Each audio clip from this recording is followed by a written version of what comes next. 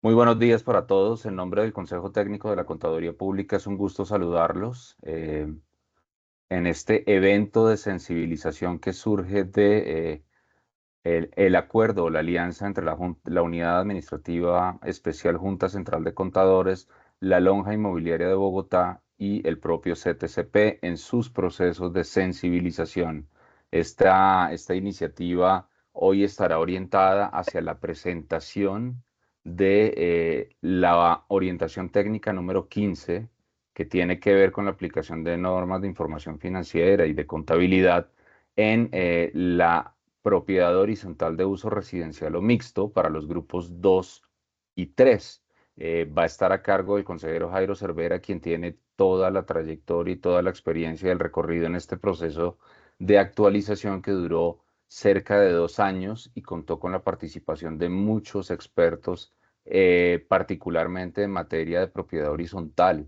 Entonces, a partir del subcomité de propiedad horizontal, del Comité Técnico de las entidades sin ánimo de lucro. También nos acompaña, pues evidentemente, la Junta Central de Contadores y la Lonja Inmobiliaria de Bogotá.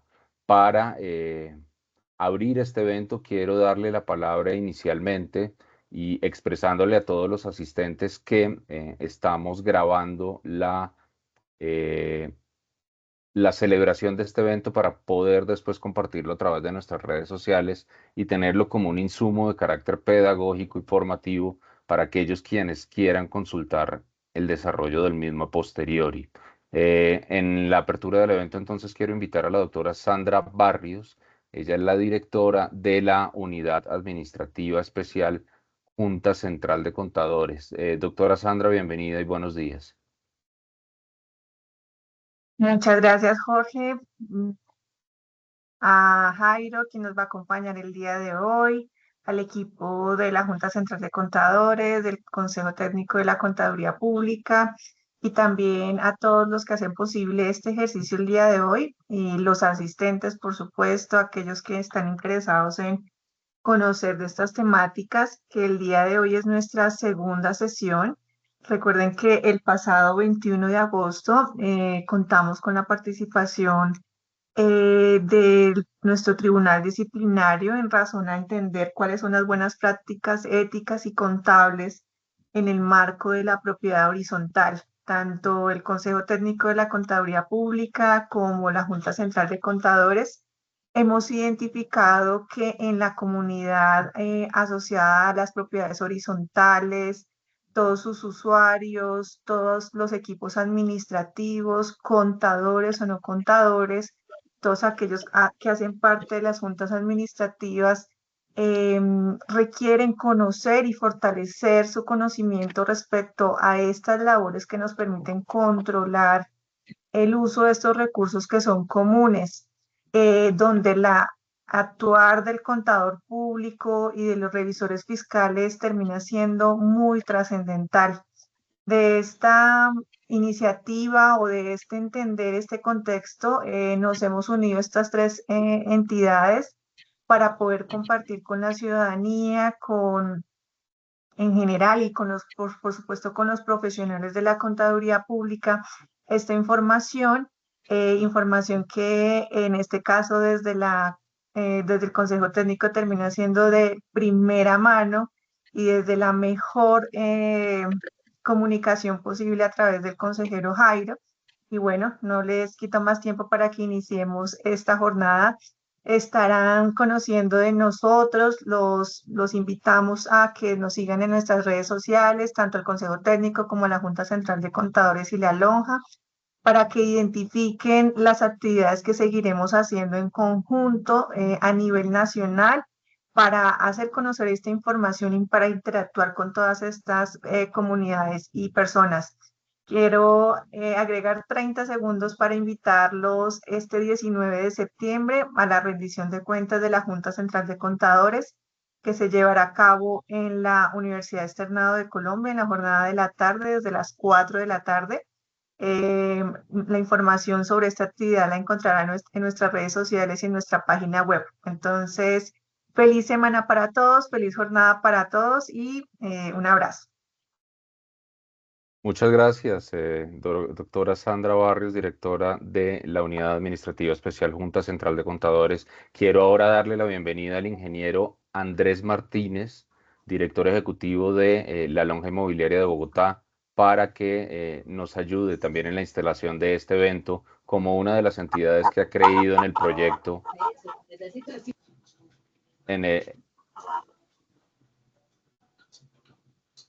Bueno, muy buenos días. que ha contribuido en la instalación de este proyecto. Adelante, doctor Martínez. Bueno, muy buenos días a todos, a la doctora Sandra, a Jairo Cervera. Muchas gracias por este nuevo webinar. Importante pues para la Lonja de Bogotá y para la Junta Central de Contadores volver a tener este espacio, este segundo webinar sobre la sensibilización de la norma número 15 de propiedad horizontal, que básicamente pues entrega diferentes recomendaciones, ¿cierto?, sobre el tratamiento contable en las diferentes copropiedades, o que deben atender las copropiedades tanto de uso residencial como mixto.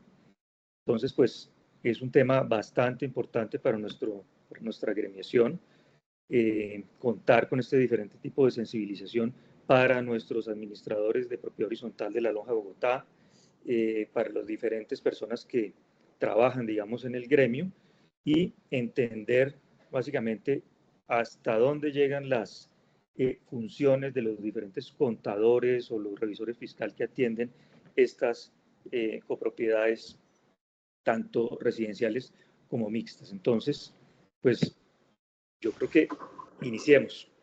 Muchas gracias por... Muchas gracias, doctor Martínez. Entonces, en aras del respeto por el tiempo de los asistentes y para sacarle el máximo provecho a esta sesión de sensibilización, quiero darle la bienvenida al consejero Jairo Enrique Cervera Rodríguez, el consejero que es representante de los profesionales de la Contaduría Pública en el CTCP y quien tiene la trayectoria necesaria para contarnos las experiencias respecto de la actualización de esta orientación técnica que no tiene otro propósito que el de servir de una guía para quienes a diario ejercen la profesión y aplican las normas en la propiedad horizontal. Consejero Jairo, bienvenido. Y a los asistentes agradecemos mantener en silencio sus micrófonos mientras se desarrolla el evento. Gracias, consejero. Estimado Jorge, muy buenos días para ti. Agradecemos, por supuesto, este espacio tan importante para la profesión y me permito primero que todo saludar a la doctora Sandra Barrios, directora de la Junta Central de Contadores, asimismo al doctor Andrés Martínez de la Lonja de Bogotá, quienes han estado muy pendientes de esta alianza y bajo la cual pues entonces iniciaremos el día de hoy nuestro recorrido por lo que ha sucedido con esta orientación técnica número 15, emitida por el Consejo Técnico de la Contaduría Pública, y que, como bien lo acaba de expresar Jorge, pues se convierte en una herramienta muy importante, tanto para contadores como para revisores fiscales y la comunidad en general, que tiene que ver con las copropiedades. Quisiera simplemente saber, Jorge, si en este momento se puede observar mi pantalla correctamente para dar inicio entonces a la sesión. Así es, consejero. Vale, muy bien. Perdón. Bueno, el día de hoy nos vamos a enfocar en un documento de orientación técnica de propiedades horizontales, copropiedades, de uso residencial y mixto, que de acuerdo a la numeración interna que maneja el Consejo Técnico de la Contaduría Pública sería la DOT número 15 o documento de orientación técnica número 15. Este documento de orientación técnica fue actualizado como consecuencia justamente de una serie de inquietudes presentadas por la comunidad, presentada por los profesionales que trabajan en las copropiedades y que conllevó entonces a hacer una revisión juiciosa desde ya hace más o menos unos 9 años atrás, momento para el cual se emitió la primera versión. Esta primera versión, como lo vamos a ir viendo a través de esta sesión, básicamente contenía información muy útil que se estaba gestando a partir de la convergencia hacia las normas internacionales de información financiera. Ya luego, con un tiempo importante, digamos, de aplicación de uso y como consecuencia de una serie importante también de inquietudes por parte de la comunidad, decidimos comenzar un trabajo con un grupo de expertos, de profesionales, que no se limitó solamente a contadores o a revisores fiscales, sino que también incorporó a otras partes interesadas. Y durante un proceso de más o menos 2 o 3 años se llegó a consensuar este documento, que fue actualizado y que fue emitido, ya como tal fue publicado durante el año 2024. Entonces, para poder entrar en este contexto y para que puedan entender un poco mejor, por un lado, lo que hace el Consejo Técnico y por otro lado, la importancia de este DOT número 15, nos tenemos que remontar entonces a la Ley 1314 del año 2009, en donde en su artículo número 8 hay unas funciones, se establecen unas particularidades de trabajo para el Consejo Técnico de la Contaduría Pública, en la cual se encuentran, como lo pueden ver en pantalla, propender por la participación voluntaria de reconocidos expertos en las diferentes materias sobre las cuales se vaya a trabajar, en este caso propiedad horizontal. Asimismo, vamos a reunir mediante la Constitución con formación de comités técnicos ad honorem, en donde no solamente participan, como ya lo mencionaba, contadores, revisores fiscales, sino también autoridades, preparadores, aseguradores y usuarios de la información financiera. Se conforma entonces un grupo que en este caso particular estaba dentro del Comité de Entidades sin Ánimo de Lucro, pero como hay particularidades dentro de ese gran universo, entonces se llevó a cabo una caracterización donde aparecía en un renglón particular las propiedades horizontales. Respecto a esas propiedades horizontales, entonces se conformó un subcomité que fue a través del cual se trabajó la actualización y que permitió entonces generar este documento que está disponible desde mitad de año del 2024. Por otro lado, pues tenemos como tal el documento de orientación técnica número 15, que tiene unos antecedentes y que justamente pues es lo que les queremos contar el día de hoy.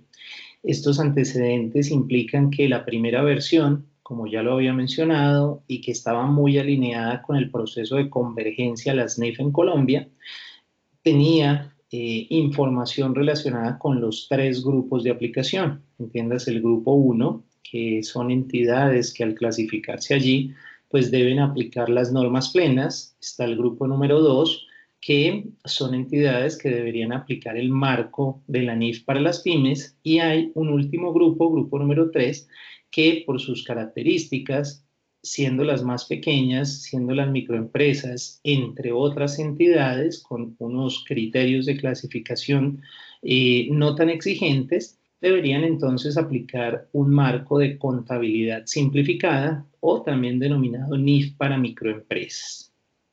Así las cosas, esa primera orientación pues se notaba que era muy robusta, demasiado pesada, y más por el simple hecho de que las copropiedades particularmente, pues si bien es cierto, pueden estar en el grupo 1, es poco probable que con sus características, con sus criterios, pues puedan estar allí. Entonces, dentro de esta orientación técnica número 15, lo que sucede es que, la actualizada por supuesto, lo que sucede es que nos enfocamos básicamente en el grupo número 2 y en el grupo número 3. Si bien es cierto, esta orientación técnica que se remitió al público en general el 20 de octubre del 2015 particularmente, era un muy buen inicio para empezar a trazar las líneas de los tratamientos contables y otra información financiera y además de revisoría fiscal para las copropiedades, pues por ese nivel de robustez, como les comento, iba a generar algo de confusión entre los usuarios. Entonces, en esa medida, se hizo necesario adicionalmente el tema de su actualización. Durante estos 9 años también se ha venido pues aprendiendo de las diferentes prácticas, del uso de las normas internacionales de contabilidad e información financiera por un lado, del uso de la misma orientación técnica, y se han generado consultas sobre propiedad horizontal. Muchas de ellas, digamos que son pues repetitivas, son constantes. Si bien es cierto, ya se habían resuelto la gran mayoría dentro del documento de orientación técnica, con este refresh, con esta actualización, pues las volvemos a retomar, las estamos considerando de una manera de repente un poco más amigable, para que el documento, que si bien es cierto, pues tiene casi 100 hojas, en todo caso sea mucho más fácil de leer, mucho más fácil de entender, y esperando desde luego que sirva como una herramienta de uso frecuente para ir allí, primero que todo, analizar lo que está considerado dentro de ese documento y pues poderlo aplicar como corresponde. En el caso en el cual pues persistan las inquietudes, haya dudas, nos sentiremos en todo caso pues muy agradecidos de que nos escriban directamente al Consejo Técnico para poder dar respuesta a esas inquietudes que se puedan presentar de forma adicional. Bien. Un poquito de contexto también es importante en este sentido de la manera en la cual trabajamos en este subcomité de propiedades horizontales, para que noten que esta actualización, que este proceso realmente contó con la colaboración de muchas personas. Este proceso comenzó en el año 2021 por parte del exconsejero Leonardo Barón García, quien estaba antes que yo, y él lo que hizo fue entonces escuchar las necesidades de este comité de entidades sin ánimo de lucro, escuchar las necesidades del subcomité de propiedad horizontal, y se llevó a cabo una convocatoria en la cual participaron inicialmente 74 miembros, como ya los mencionábamos, entre contadores, revisores fiscales e incluso abogados, simplemente para empezar a trazar el rumbo que iba a seguir el proceso de actualización de este documento de orientación técnica. Ya en el año 2022, cuando tomo yo la consejería, entramos a revisar cuáles son los avances que se han presentado. Allí, desde luego, pues hubo una revisión de los miembros que querían seguir participando, y de estos 74, pues ya quedaron 28 personas muy interesadas, entre los cuales pues nos encontrábamos, además de contadores y revisores fiscales, preparadores de la información, auditores, aseguradores de esa información, y también contamos con algunos abogados quienes nos ayudaron a entender ciertas particularidades de la Ley 675 del año 2001, y que desde luego pues están incorporadas dentro de este documento de orientación técnica. Agradecería por favor a las personas que tienen abierto su micrófono que lo puedan silenciar para poder continuar con la sesión.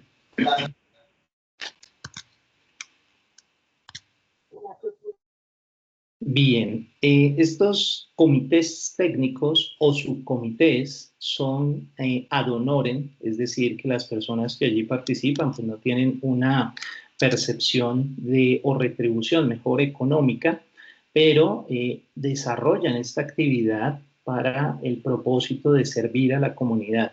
Por lo tanto, y más adelante que ya veamos el documento, pues extenderemos también una vez más, no nos cansaremos de hacerlo, los agradecimientos correspondientes por por todas las contribuciones que le otorgaron al Consejo Técnico y en general a todas las personas que tienen que ver con esta orientación técnica.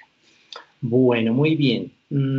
Valga la pena mencionar que la persona que lideró el subcomité de propiedades horizontales es la señora Marlento Carroncho Puentes. Ella estuvo muy pendiente desde el momento en el cual se conformó ese subcomité inicialmente en el año 2021, y que incluso aún sigue representando el subcomité ya por supuesto de acuerdo a las nuevas necesidades que se presenten después de haber realizado la emisión correspondiente.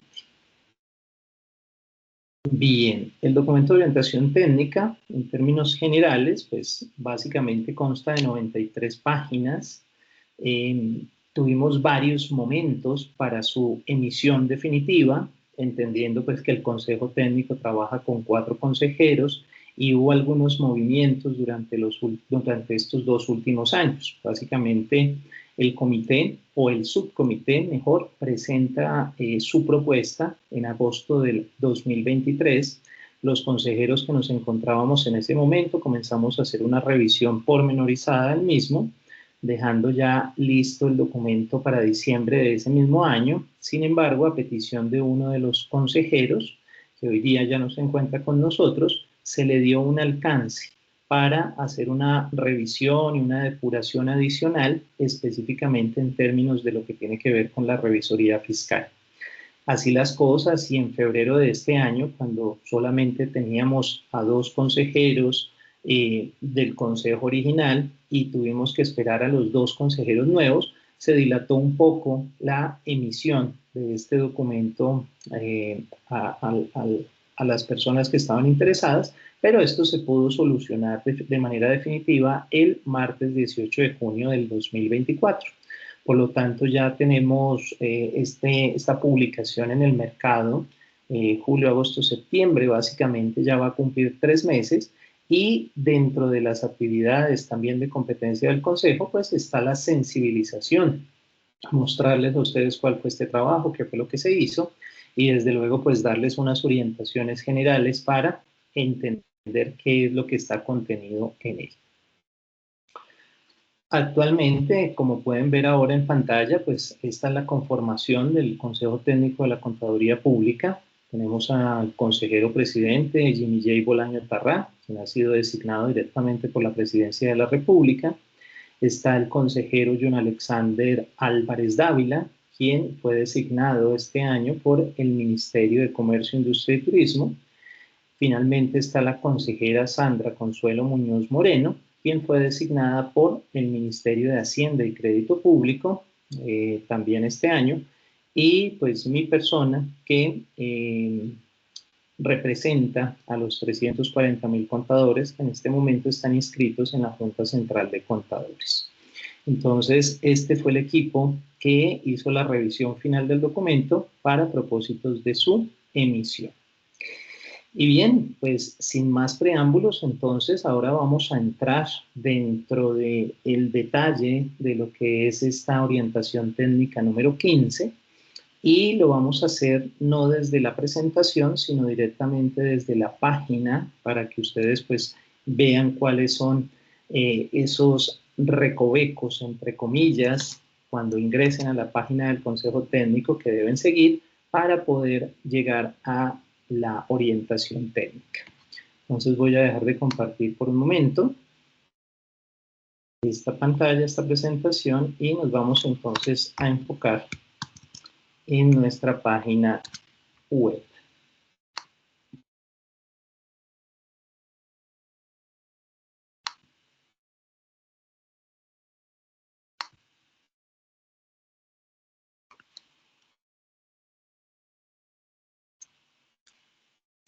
Una vez más le voy a pedir a Jorge que por favor me indique si se está viendo nuestra página web en este momento proyectada. Así es. Excelente. Para poder acceder a nuestra página web, ustedes simplemente colocan en su motor de búsqueda www.ctcp.gov.co y ahí van a tener acceso inmediatamente a la página del Consejo Técnico, en donde van a encontrar en la parte de publicaciones CTCP las orientaciones técnicas. Le dan clic allí en las orientaciones técnicas e inmediatamente los lleva a las diferentes orientaciones que ha emitido este consejo, ya desde el momento en el cual comienza la convergencia hacia normas internacionales de información financiera y otros temas, y simplemente en la parte de abajo ubican el número 2 para cambiar, digamos, la página Y aquí ya van a encontrar el documento de orientación técnica 15 actualizado para propiedades horizontales de uso residencial o mixto de los grupos 2 y 3. Si le dan clic en leer más, inmediatamente se despliega entonces el documento, que es sobre el cual pues vamos a llevar a cabo nuestra revisión. Entonces aquí tenemos ya nuestro documento. Vamos a ponerlo un poquito más grande. Esta entonces sería la orientación técnica actualizada. Simplemente cerciórense de que contenga pues estos elementos de referencia en la parte inicial. Eventualmente pues ustedes podrán tener a su disposición la orientación original. Digamos que pues obviamente han habido algunos cambios y lo que queremos es que se comience a trabajar específicamente con esta. Entonces cerciórense simplemente de que sea la actualizada junio del 2024, emitida el 18 de junio del 2024.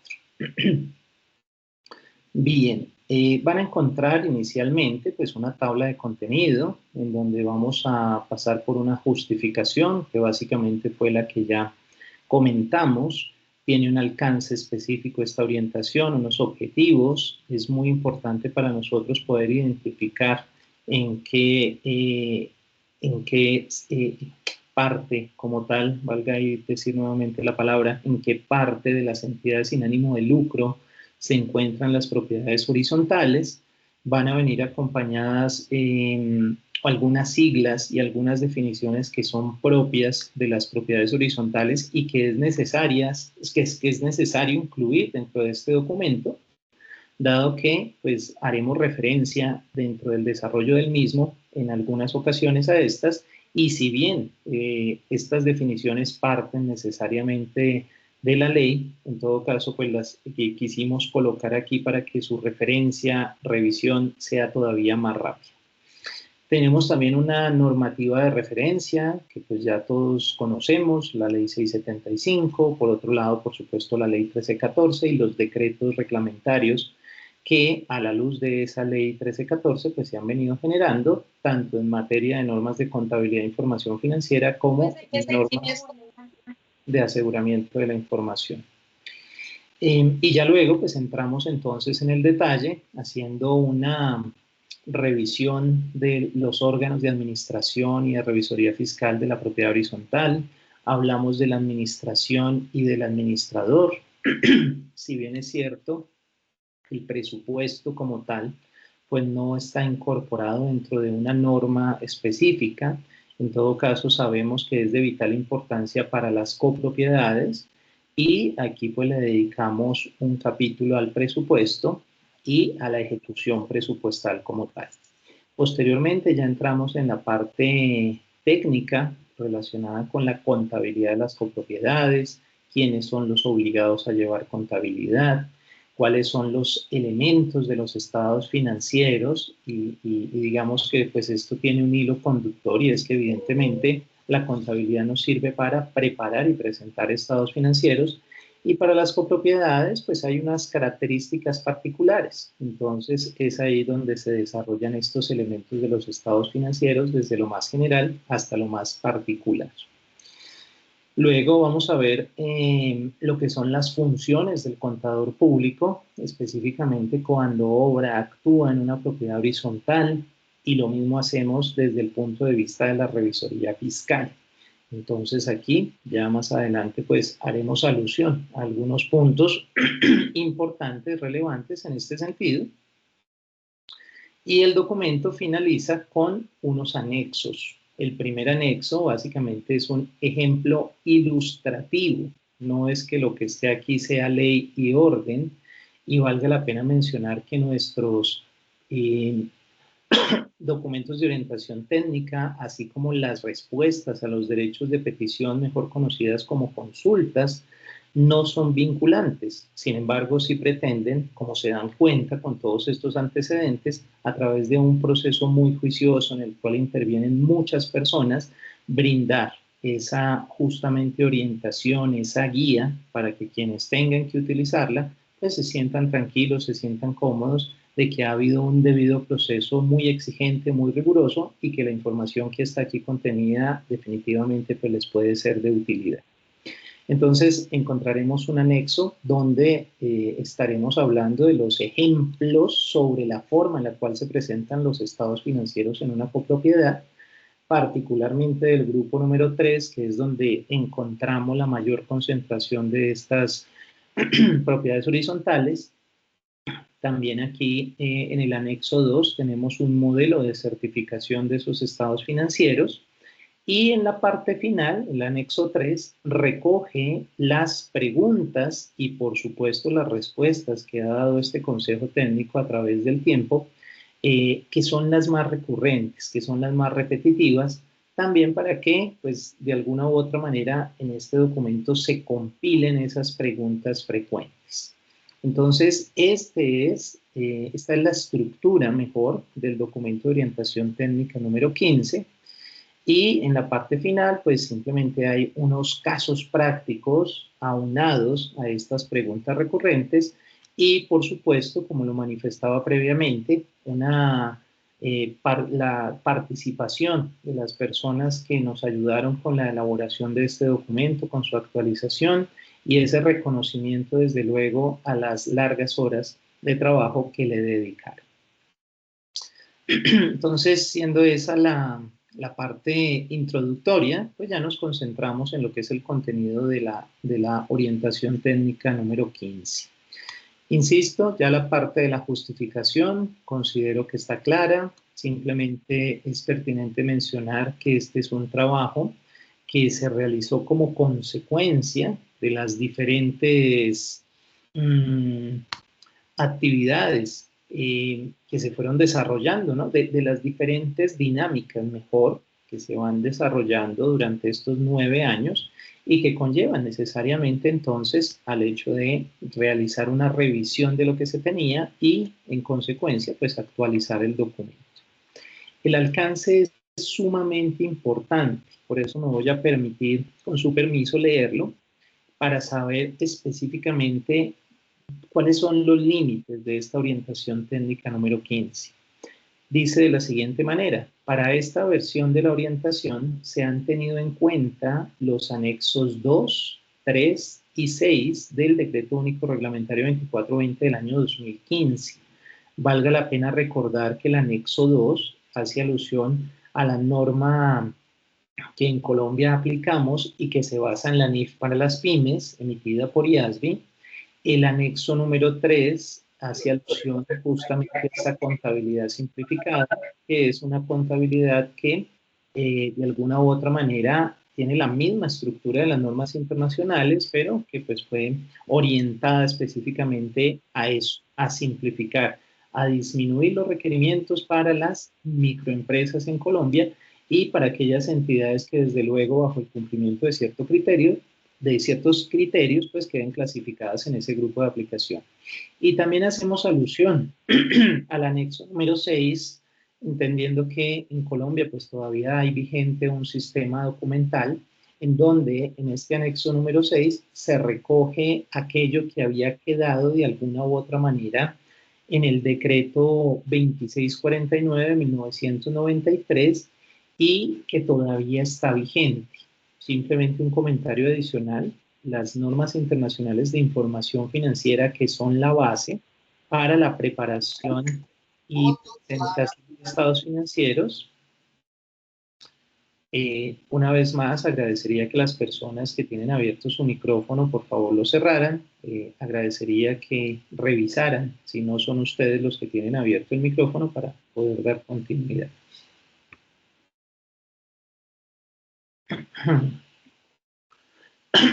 Bien, estábamos hablando entonces del anexo número 6 del DUR 2420, donde, como les decía, las NIF no recogen todos los elementos que se pueden aplicar en una jurisdicción, como en este caso en Colombia.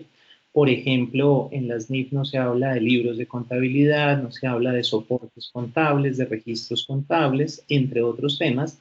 Entonces aquí el anexo número 6 lo que hace es recoger aquella información que estaba dentro del decreto reglamentario 2649, que todavía se mantiene vigente en Colombia, Y bueno, se incorpora en ese anexo 6 para hacerlo parte del DUR 2420.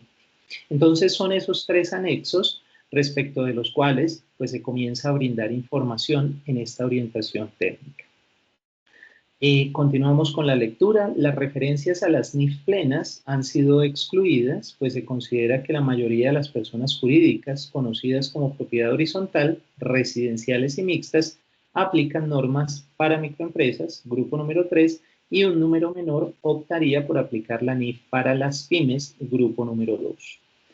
En cuanto al ejercicio de la revisoría fiscal en la propiedad horizontal, se han aplicado en consonancia con la ley 675 y el artículo 15 de la ley 1314 del 2009, lo establecido por el Código de Comercio para las sociedades comerciales, la ley 222 de 1995, la ley 43 de 1990 y el anexo 4 del Decreto Único Reglamentario 2420 del año 2015.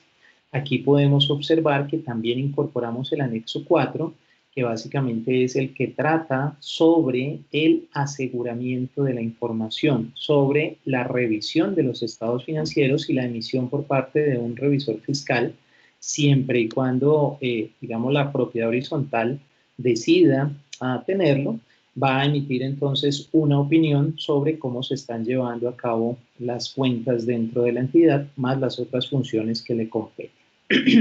Entonces, vean que en esta normatividad es en la cual pues hemos basado este documento de orientación técnica.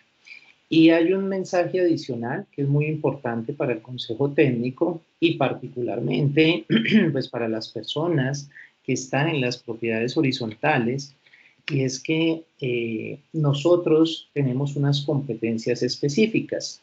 Y dentro de esas competencias se nos escapa lo que tiene que ver con inquietudes de orden jurídico, con inquietudes de orden tributario, fiscal y de alguna otra índole, en donde pues lo más recomendable aquí es primero que todo revisar cuál sería el organismo competente para dar respuesta a esas inquietudes, ¿vale? Entonces esa sería la parte del alcance y pues con base en ello es con lo cual se desarrolla esta orientación técnica. Ahora vemos pues el objetivo principal es ayudar a orientar a la profesión contable en general, particularmente a aquellas personas que viven en las copropiedades, por supuesto, que a veces pues carecen de pronto de una formación justamente en cuanto a lo que implica vivir en una propiedad horizontal, les merece, ¿m? Y desde luego también pues va direccionado a los profesionales contables, ya los hemos referenciado, contadores, revisores fiscales, ¿m? De lo que son edificios, conjuntos, unidades inmobiliarias cerradas, residenciales o mixtas, entre otras, que están comprendidas en este régimen de la ley 675 del año 2001, ¿de acuerdo? Y que en consecuencia lógica, pues deben llevar contabilidad conforme a lo establecido en el DUR 2420 del año 2015. Aquí nos encontramos entonces simplemente un poco más de detalle frente a lo que ya habíamos planteado previamente.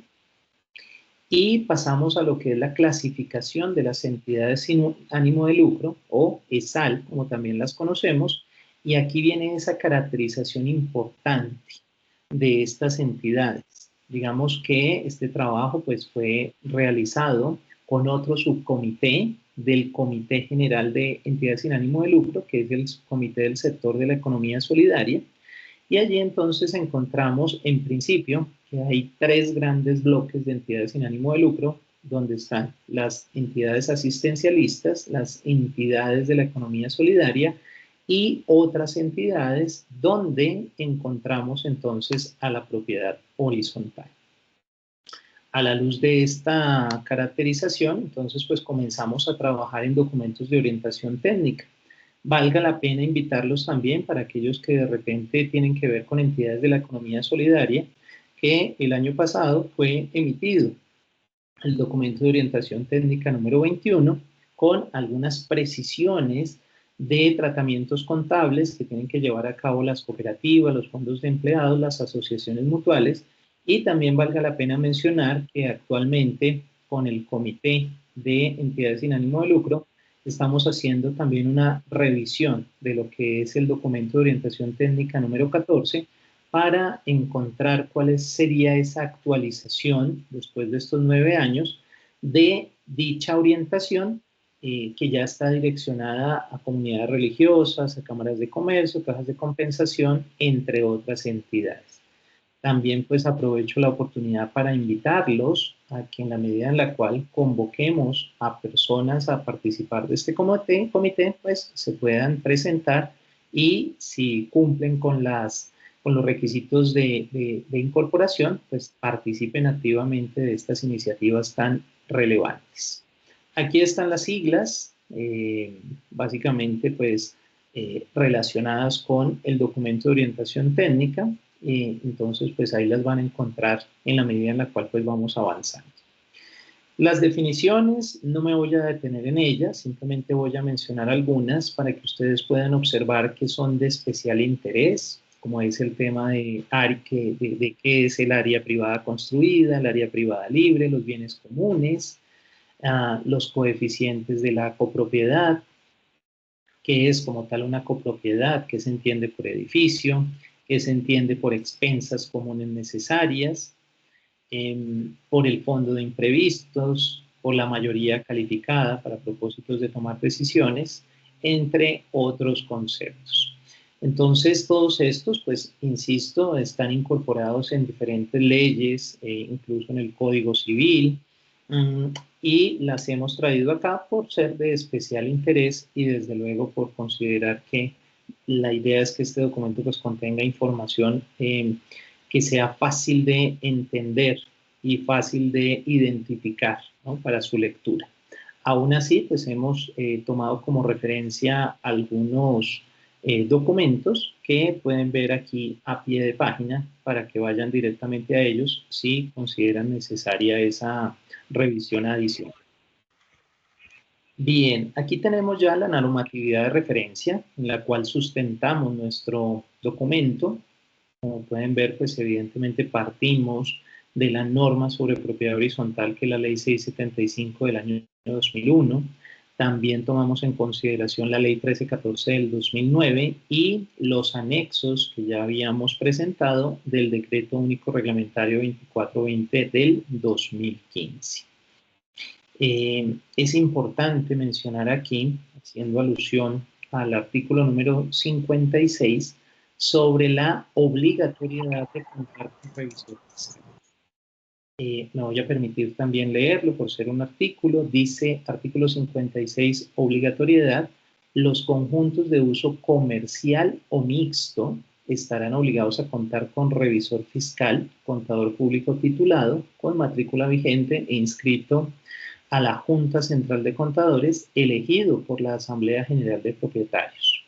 Los edificios o conjuntos de uso residencial, como es este caso, podrán contar con revisor fiscal si así lo decide la Asamblea General de Propietarios. Es decir, si lo decide, es un tema potestativo.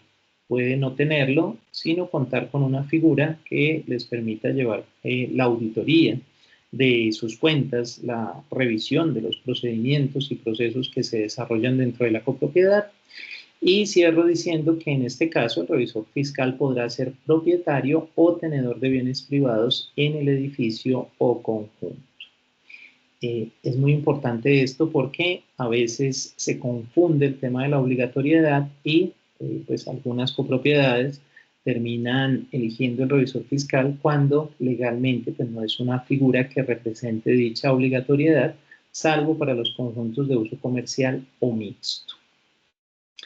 Bien, si seguimos aquí en el cuadro 2, pues ya hay todavía un detalle más aplicado de lo que serían las entidades que pertenecerían al grupo número 2, que básicamente son aquellas que no cumplen los criterios para estar en el grupo 1 ni en el grupo número 3, y tenemos las que son parte del grupo número 3, es decir, las que deberían aplicar el marco de NIF para microempresas.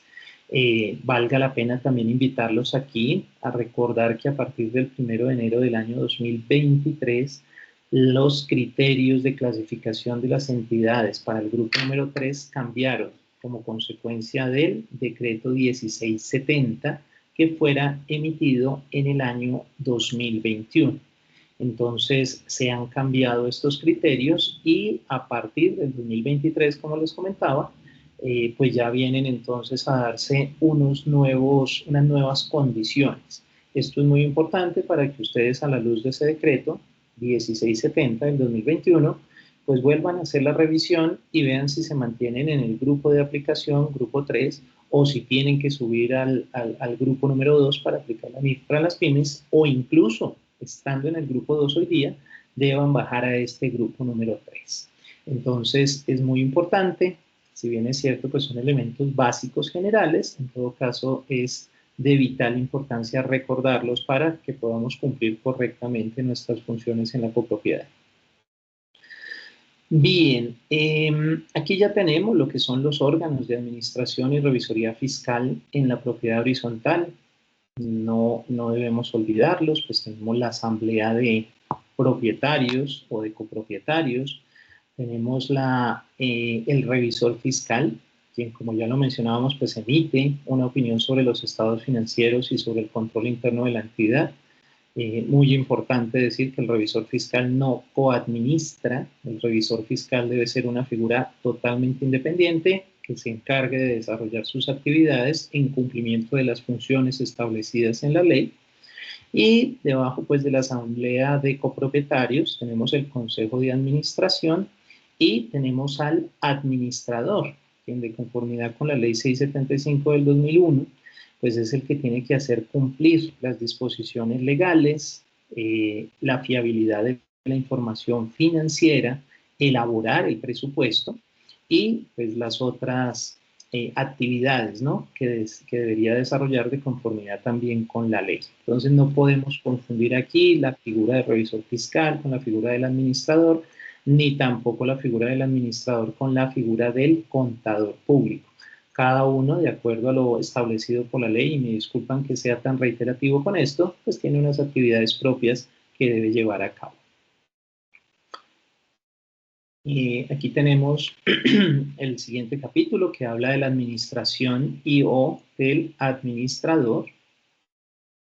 Lo voy a pasar un poquito rápido simplemente para redundar en las funciones de la administración que están contempladas en el artículo 51 de la ley ya citada, en donde pues él se encarga específicamente de convocar a la asamblea a las reuniones ordinarias y extraordinarias y de someter a aprobación los estados financieros que se hayan generado, llevar bajo su dependencia, ¿no?, directamente y bajo de su dependencia y responsabilidad, lo que corresponde a los libros de actas y de registro de propietarios y residentes, poner en conocimiento de los propietarios las actas del punto número 2, también de preparar y someter a consideración del Consejo lo que son los estados financieros, que si bien es cierto, pues son preparados por un contador público, será de el administrador la función de ponerlos a su consideración. Y aquí hay algo muy importante, y esto va en línea con el punto número 5, que es llevar bajo su dependencia y responsabilidad la contabilidad del edificio o conjunto. Reitero, si bien el administrador pues no tiene que ser un contador público, será el encargado de contratar a una persona idónea que conozca de los marcos de contabilidad financiera, que conozca por supuesto de la copropiedad y que permita a través de su profesión poder preparar esos estados financieros como corresponde. Y ya entonces será el administrador quien, en cumplimiento de estos numerales del artículo 51 ya mencionado, pues pueda rendir las cuentas correspondientes a los copropietarios. También será una función del administrador, como ya lo vemos aquí, preparar el informe para la asamblea, es decir, mostrando cuál fue la gestión del año, el presupuesto y la ejecución presupuestal. Insisto, estas son funciones del administrador de la copropiedad. Bueno, habrá otras adicionales, solamente quería dejar nuevamente en claro esas particularidades en las funciones del administrador. A posteriori, pues nos encontramos con el tema del presupuesto.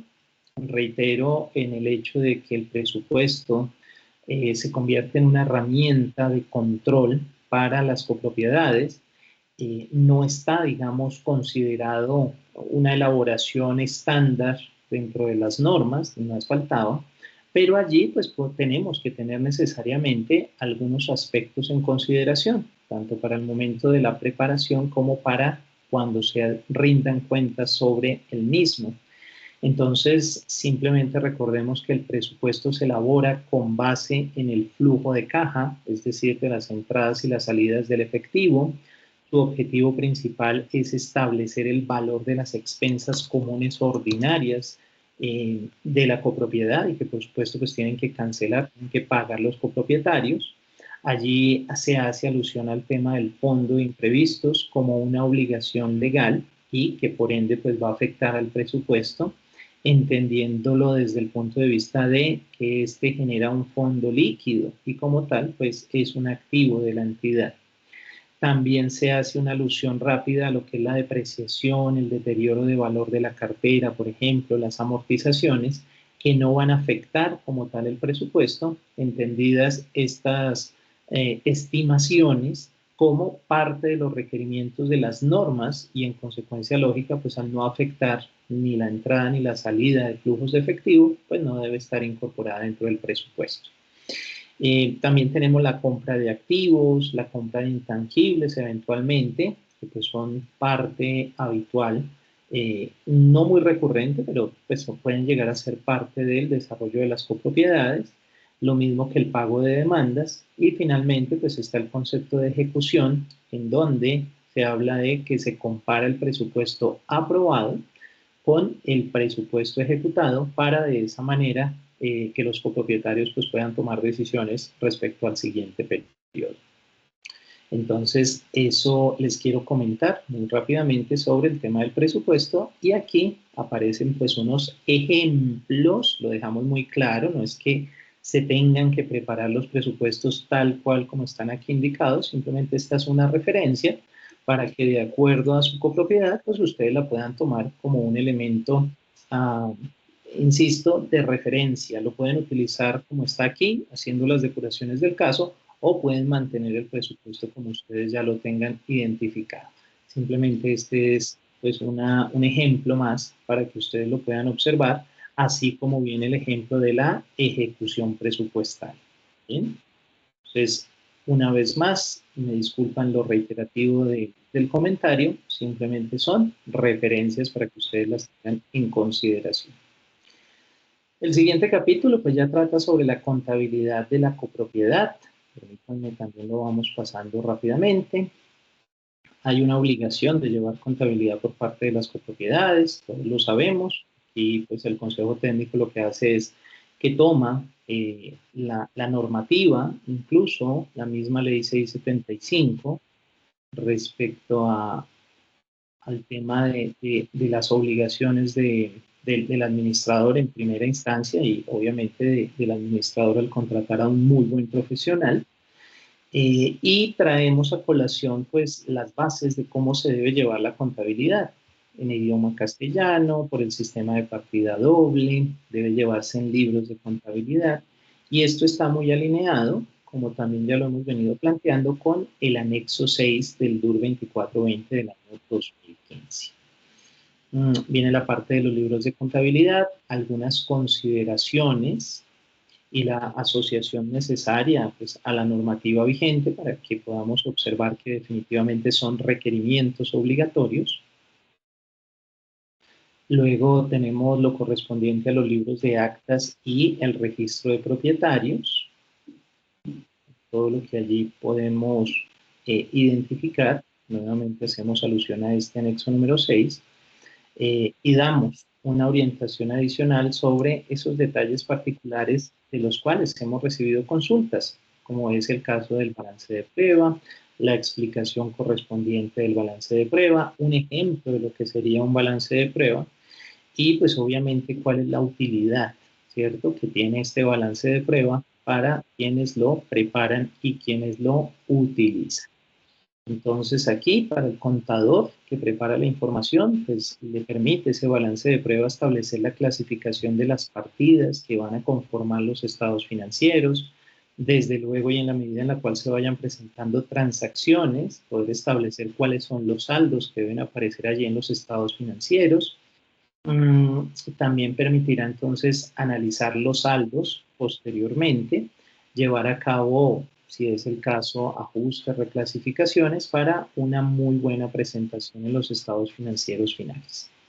Y para el revisor fiscal, si es que llegare a utilizar esta figura, la copropiedad, pues también le va a servir para comprobar que lo que ha hecho el contador pues corresponda con los lineamientos legales pertinentes, y pues a partir de ahí comenzará entonces todo su proceso de aseguramiento de esta información.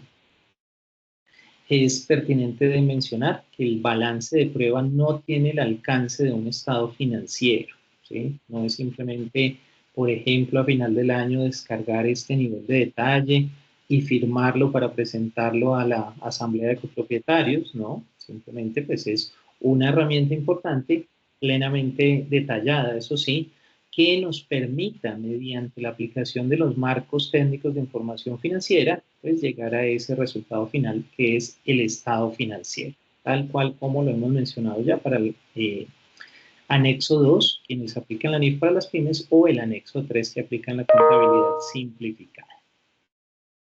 Aquí también pues hacemos alusión a lo que es el cierre contable. Tenemos una parte adicional de lo que son las políticas contables de la entidad.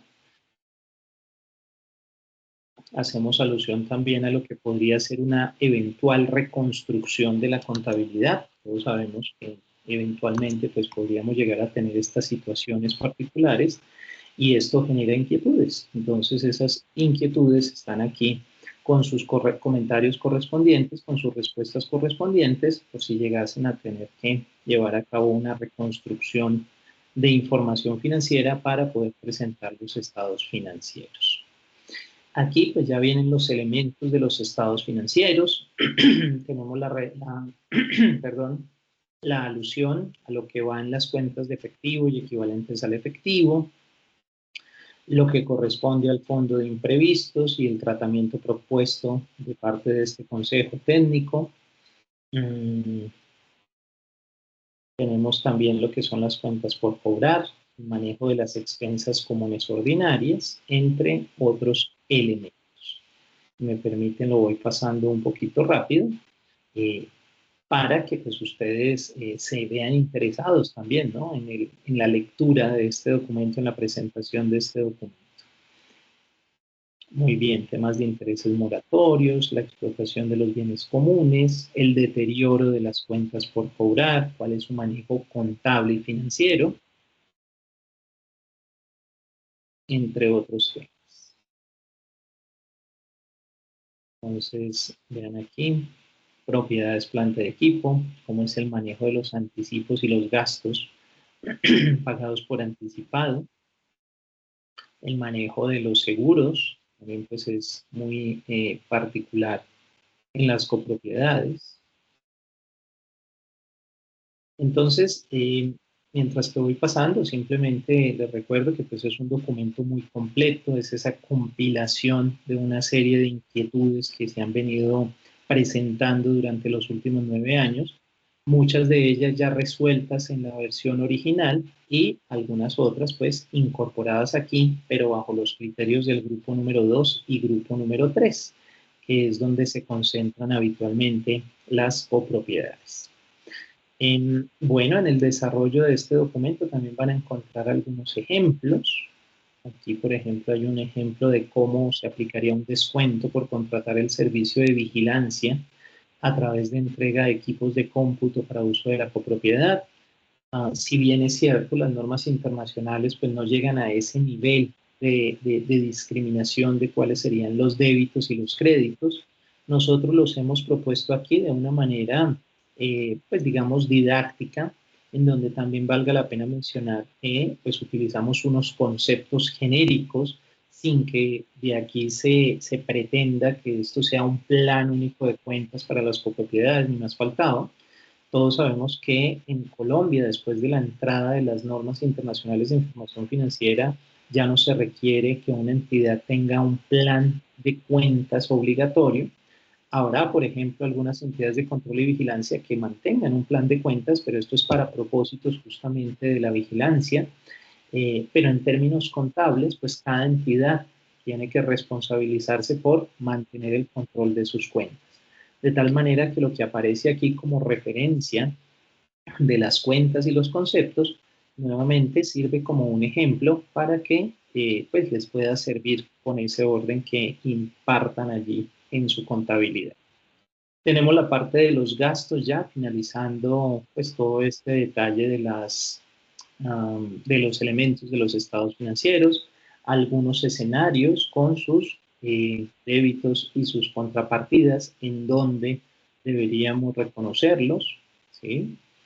Y bueno, esta es esa parte muy importante del detalle de los elementos de los estados financieros.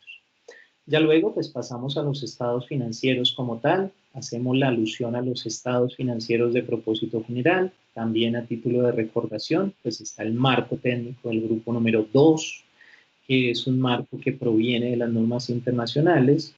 Por lo tanto, pues aquí se requiere que una copropiedad clasificada en este grupo presente información financiera eh, asociada a los requerimientos de la norma, y la norma requiere preparar y presentar un juego completo de estados financieros en donde pues está el estado de situación financiera, el estado de resultados, el estado de cambios en el patrimonio, el estado de flujos de efectivo y adicionalmente las notas a los estados financieros, que es donde se lleva a cabo la explicación de todo lo que ha sucedido con la entidad y que está reflejado, está revelado en los estados financieros numéricos. Además de eso, pues allí también vamos a tener que considerar un resumen de políticas contables significativas y otra información explicativa. Desde el punto de vista del grupo número 3, y por ello es que se lleva a cabo esta simplificación, pues para poder cumplir con el juego completo, solamente se requiere la preparación y presentación del estado de situación financiera, del estado de resultados y desde luego las notas a esos dos estados financieros. El estado de cambios en el patrimonio y el estado de flujos de efectivo no son obligatorios. Sin embargo, la norma tampoco se interpone en que si alguna copropiedad, estando en el grupo número 3, considerara pertinente preparar esos dos estados financieros para los copropietarios, lo puede hacer sin ningún problema. Lo único que allí consideraríamos es incorporar una política de presentación en donde se incorporen estos estados financieros, política pues que asume la entidad y que implicará de ahí en adelante preparar y presentar esos estados financieros de manera obligatoria. Entonces no son obligatorios por ley, pero se convertirían en un tema obligatorio si la copropiedad así lo considera pertinente. Y solamente un detalle para hablar de esa autoobligatoriedad en la que podríamos incurrir. Los estados financieros siempre se tienen que presentar de manera comparativa. ¿De acuerdo? Entonces, es ahí pues donde cabe esta revisión que deben hacer en sus copropiedades. Acto seguido, pues tenemos los objetivos de los estados financieros, algunas observaciones particulares, como es el tema de la frecuencia, de la uniformidad en la presentación e información comparativa a la cual me refería hace un momento. Teníamos aquí el tema de la materialidad y la agrupación de datos, todo esto siempre pensándolo desde el punto de vista de la forma en la cual hay partidas que definitivamente no son importantes o no revisten una importancia relativa alta, y entonces pues podrían irse, no es que no se vayan a revelar ni se vaya a indicar de qué son, pero en la presentación pues podrían hacer parte de un concepto general. Entonces, es importante, por favor, tenerlo en cuenta allí. También tenemos lo que son las afirmaciones sobre los estados financieros. Recuerden el tema de que cuando el contador público firma los estados financieros, pues debe preparar la certificación correspondiente, ¿no? Y esto está avalado necesariamente por el artículo 37 de la ley 222 del año 95, y en esa misma ley, pues obviamente vendrá también la opinión la opinión dictamen del revisor fiscal. Entonces, el contador, por un lado, pues, llevará a cabo la certificación correspondiente de los hechos económicos que están incorporados dentro de los estados financieros, y lo que hará en la segunda instancia el revisor fiscal, siempre y cuando la entidad que lo tenga por obligación se haya autoobligado a hacerlo, pues también tendrá que firmar, pero una no certificación, sino un dictamen. Entonces, pues en la certificación aparecerán estas afirmaciones que estamos viendo en pantalla en este momento. Muy bien.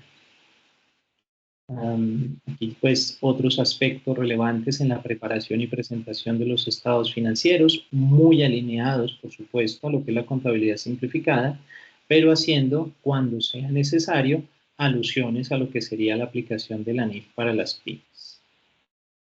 Bueno, también tenemos, y perdón, me devuelvo acá un segundito para no pasarlo tan rápido, lo que tiene que ver con los informes de gestión del administrador, que son distintos, desde luego, a los del cierre contable y fiscal, lo que puede llegar a suceder frente a una inspección de la contabilidad por parte de los mismos copropietarios, y el informe de gestión como tal que prepara el administrador y aprueba el Consejo de Administración en caso de que exista.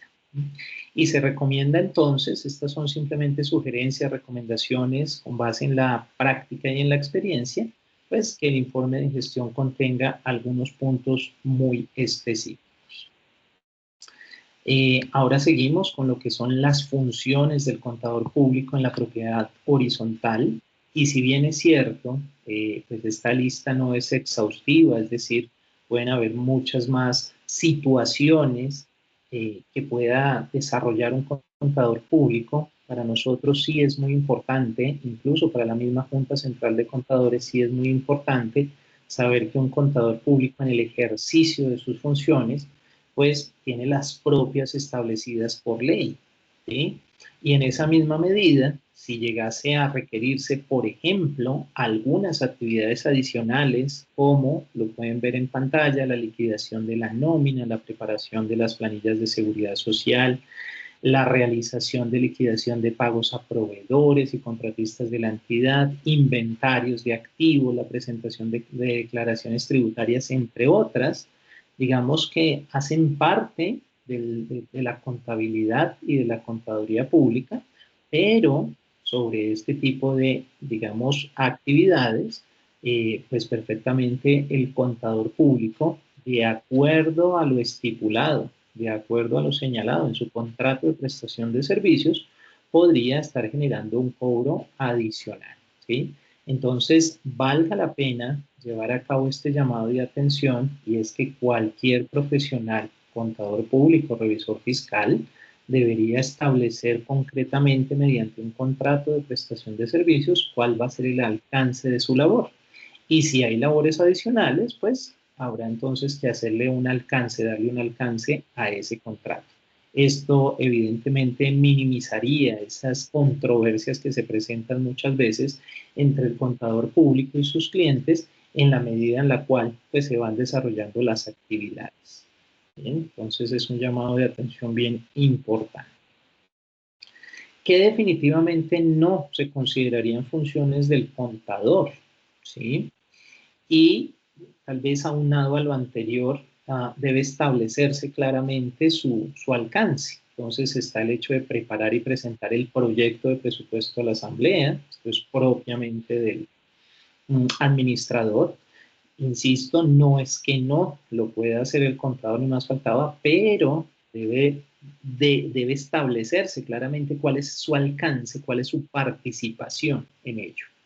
el tema de custodiar y conservar la documentación física y electrónica de la persona jurídica, realizar auditorías y revisiones de periodos anteriores, mantenimiento de manuales de procesos de gestión y procedimientos, la gestión de las firmas digitales, que son tan importantes a nombre del representante legal de la persona jurídica o de terceros, el pago de impuestos, la preparación y presentación de reportes únicos de beneficiarios finales o RUT, como lo conocemos, la atención directa a copropietarios en asuntos de cartera y el control de mantenimiento de equipos. Reitero, no es una lista exhaustiva, ¿sí? Pero pues que nos ayude de verdad a entender en qué estamos y cuáles son nuestras funciones y de qué otra manera pues podemos colaborar a los copropietarios, ¿vale? En el desarrollo de nuestras actividades. Ya luego de la parte del contador público, pues viene la parte del revisor fiscal. Una vez más, la revisoría fiscal obliga a los conjuntos de uso comercial o mixto a tener esta figura, pero no a las copropiedades residenciales.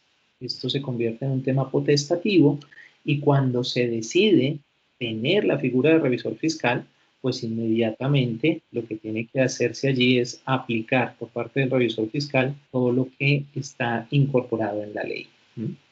Entonces aquí pues llevan a cabo estas explicaciones, se habla del nombramiento y la remuneración, se habla del periodo que el revisor fiscal debe tener, las funciones específicas una vez más del revisor fiscal. Entonces, entre ellas voy a citar algunas: cerciorarse de que las operaciones se celebren o cumplan como corresponde en la copropiedad, llevar a cabo pues la correspondiente mención, informar por escrito a la asamblea o al consejo de administración, al administrador, cuando él observe irregularidades que se están llevando a cabo en la copropiedad, colaborar con las entidades gubernamentales en el caso en el cual pues no se estén desarrollando como corresponde las actividades dentro de la copropiedad y no se esté dando una debida cuenta de eso por parte de los organismos de la copropiedad. Entonces aquí pues habrá que hacer un alcance hacia estas entidades gubernamentales que ejercen la inspección y vigilancia de las copropiedades. También será función inspeccionar los bienes, velar porque se lleve la contabilidad en debida forma, impartir instrucciones, y en este caso sí me voy a detener en el sentido de que una cosa es impartir instrucciones y otra diferente es impartir órdenes, ¿sí? Entonces, si bien es cierto hay una línea bien delgadita, pues el revisor fiscal puede llevar a cabo recomendaciones, sugerencias para mejorar las prácticas de la administración, del consejo, de la asamblea, pero bajo ninguna circunstancia puede incurrir en una coadministración, ¿sí? La revisoría fiscal es una figura independiente y tiene que ser así para el desarrollo de las actividades que en términos legales pues le han dictado unas funciones particulares. Entonces no tenemos que confundir lo que debe hacer un revisor fiscal con lo que esperaríamos hiciera un revisor fiscal si está por fuera del marco legal. No son funciones del revisor fiscal elaborar, presentar o avalar el presupuesto de la copropiedad, aprobar estados financieros o informes de administración, realizar actos administrativos, avalar la condición de propietarios de personas naturales o jurídicas, participar en procesos de convivencia o solución de conflictos en las copropiedades, asistir a todas las reuniones del consejo de administración o comités, entre otras. Entonces, precisamos lo que son y lo que no son las funciones del revisor fiscal en este documento, que, insisto, simplemente son una compilación, por un lado, de la normativa actual, pero por otro lado también, y por eso llegamos a estas especificidades de las vivencias que se han tenido en varias copropiedades. Bueno, luego viene la parte del informe del revisor fiscal, en línea, desde luego, con lo que es el anexo 4. Y aquí también pues, le recomendamos darse una revisada por la orientación técnica número 17, que habla sobre la revisoría fiscal para pequeñas entidades y allí en la parte 1 pues se encuentran los diferentes tipos de dictámenes. Entonces se plantean algunos ejemplos particulares específicos dentro de esta orientación técnica 17, como los que podemos observar aquí en pantalla. Cuando el tipo de opinión es favorable, cuando debe contener salvedades, ¿cierto? Cuando es desfavorable o adversa, o en el peor de los casos, cuando hay una denegación o abstención de opinión por parte del revisor. Hacemos alusión a la evidencia que debe considerar el revisor fiscal para los propósitos correspondientes, las inhabilidades y amenazas respecto del trabajo del revisor fiscal.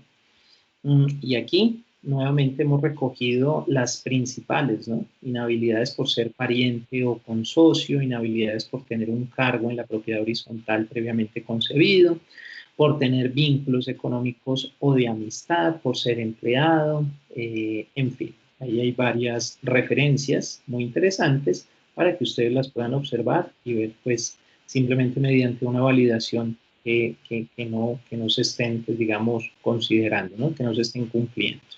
Aquí hay algunas amenazas adicionales, como las de interés público, las de autorrevisión, de abogacía, de familiaridad, de intimidación, nuevamente para hacer una verificación rápida, un barrido, un chequeo, y pues estar tranquilos y seguros de que no estamos allí cometiendo ningún tipo de infracción. Y finalmente, pues tenemos lo que es el anexo 1, ya lo habíamos referenciado desde la parte inicial como un ejemplo ilustrativo. Aquí pues simplemente estamos a cabalidad siguiendo los requerimientos de las normas de contabilidad e información financiera. Estamos viendo una estructura básica que por supuesto puede ser diferente dependiendo de la copropiedad, la manera en la cual se tienen que comparar los periodos, la forma en la cual tiene que ir estructurado el activo, pasivo y el patrimonio, por supuesto todo debidamente cuadrado. Aquí el estado de resultados correspondiente, ¿sí?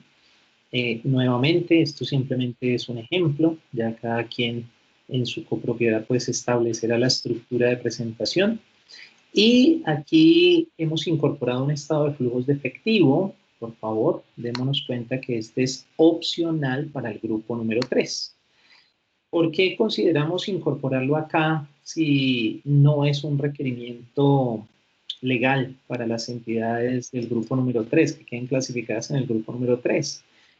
Porque nosotros consideramos, particularmente desde el Consejo Técnico de la Contaduría Pública, que este estado financiero es de vital importancia para los copropietarios, dada la razón esencial de que aquí se puede observar concretamente de dónde se están generando y cómo se está utilizando este recurso tan importante, tan vital para una copropiedad como es el flujo de efectivo. Entonces, bueno, aquí lo dejamos como una recomendación, como una alternativa, y cada copropiedad entonces pues tomará las decisiones pertinentes. Están las notas a los estados financieros.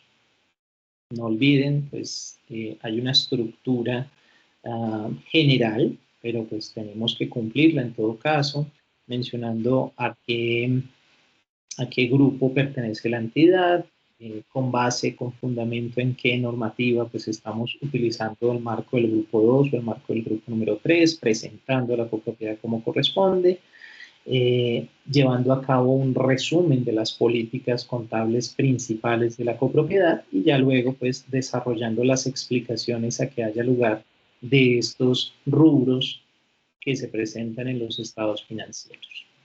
Entonces aquí está este ejemplo de las notas y al final desde luego pues unas notas muy particulares como son los hechos ocurridos con posterioridad al periodo sobre el que se informa y la aprobación de estos estados financieros. Viene entonces el modelo de certificación. Acuérdense que este modelo de certificación lo comentábamos hace un momento, es firmado por el administrador y por el contador de la copropiedad. Y ya luego pues viene el anexo 3 con las preguntas y respuestas, ¿sí? El administrador puede ejercer al mismo tiempo como contador de la copropiedad. ¿Existe algún impedimento para que un contador que fue auditor de una copropiedad horizontal pueda ejercer de manera posterior como miembro del Consejo de Administración? Bueno, esta y otras preguntas de interés las pueden observar en esta parte, en el anexo 3 del documento de orientación técnica número 15 actualizado. Vienen algunos casos prácticos, también ya los habíamos mencionado. Por ejemplo, la instalación de una cerca eléctrica con expensa común extraordinaria. Ahí está la trazabilidad desde el punto de vista débitos y créditos. Instalación de la cerca eléctrica con reservas, la adquisición de la dotación de oficina de la administración.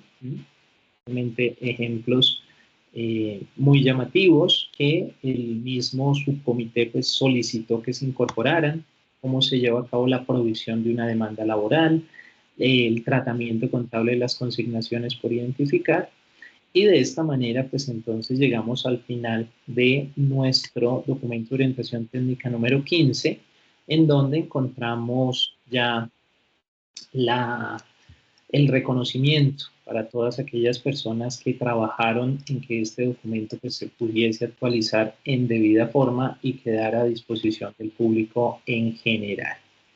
Entonces, de esta manera, pues, y también respetando el tiempo de todos ustedes, a quienes agradecemos adicionalmente por esta explicación que acabamos de realizar, vamos a dar por terminada, por concluida la sesión del día de hoy. Y bueno, queda también pues esta invitación tan importante a que puedan ingresar a nuestra página de internet, descargar el documento y utilizarlo como corresponde. Entonces, mil gracias por su atención. Esperamos que esta información provista haya sido de toda su utilidad y hasta una próxima oportunidad. Estimado Jorge, te cedo la palabra para el cierre correspondiente. Muchas gracias. Perfecto, consejero Jairo, muchas gracias por la intervención tan precisa como siempre, tan oportuna y tan en el tiempo previsto.